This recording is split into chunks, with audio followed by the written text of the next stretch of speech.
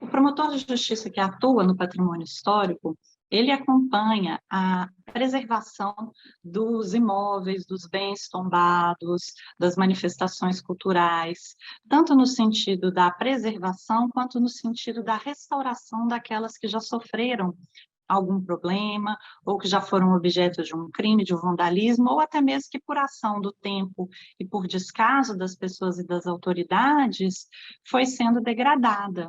O principal papel do promotor é garantir que, ao mesmo tempo, esses imóveis, esses bens mantenham a sua função social e ambiental e também sejam preservados para as futuras gerações. A promotoria atua instaurando vários procedimentos para acompanhar essas casas que estão em risco e os bens que estão em risco.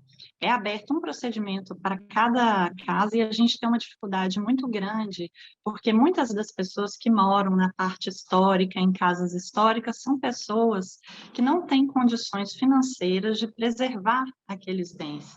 E essas casas antigas, elas exigem uma manutenção que, além de ser uma manutenção especializada, ela é cara.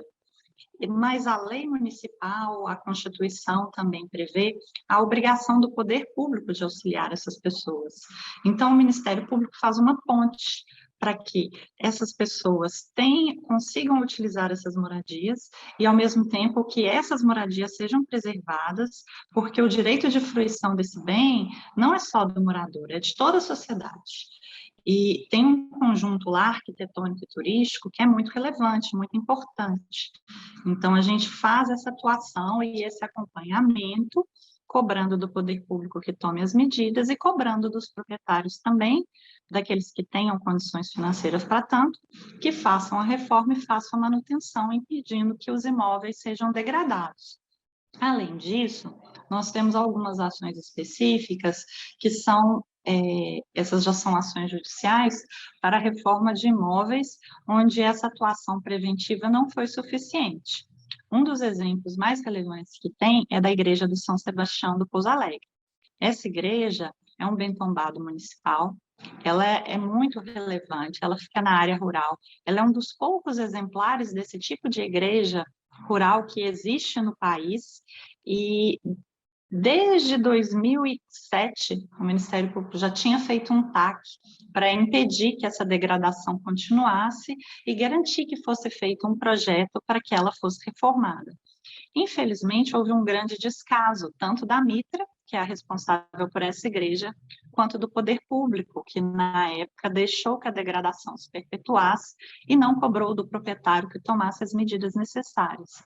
O Ministério Público, em 2018, ajuizou uma ação civil pública para garantir que essa igreja fosse restaurada. Antes disso, com a ajuda da Associação dos Amigos da Cultura de Paracatu, foi elaborado um projeto, e esse projeto foi incluído na plataforma Semente, para conseguir captação de recursos, para garantir que essa restauração fosse feita o mais rápido possível. Infelizmente, houve um incêndio nessa igreja que destruiu uma parte. Existe um inquérito na promotoria para acompanhar a apuração desse incêndio e garantir que o bem não sofra maiores danos, e agora a gente está aguardando a perícia que foi pedida judicialmente para que essa ação seja julgada, e eu acredito que em breve nós conseguiremos que essa obra seja concluída e que a igreja seja restaurada. Essa igreja, além de todo o aspecto cultural e histórico dela, ela tem uma importância muito grande para as comunidades do entorno dela e para a população de Paracatu. Essa igreja, ela atendia mais ou menos 6 comunidades: a comunidade de Pouso Alegre, a comunidade Sotero, a comunidade Ribeira, dentre outras. A religiosidade do povo da comunidade rural é uma coisa muito bonita. São pessoas que às vezes têm a dificuldade de se deslocar para um centro para assistir às missas com maiores constâncias, mas essas pessoas recebem padres em casa, elas têm imagem, elas têm oratório, e essa igreja era não só um centro religioso, mas também um centro de manifestação cultural e de convivência comunitária. Então, é muito importante que ela seja reformada. A sociedade, não só de Paracatu, mas como de todos os municípios, tem que aprender e valorizar a própria história. A gente percebeu que a partir do momento que as pessoas conhecem a história, existe até um resgate de autoestima e um fortalecimento do senso comunitário. Quem não conhece a história da cidade, muitas vezes perde um capítulo muito importante. Então, eu gostaria que as pessoas se envolvessem mais e, ao mesmo tempo, auxiliassem na preservação, na denúncia dos atos ilícitos contra o patrimônio e na valorização daquilo que elas têm. A história de Paracatu é uma história muito rica e poucas pessoas conhecem.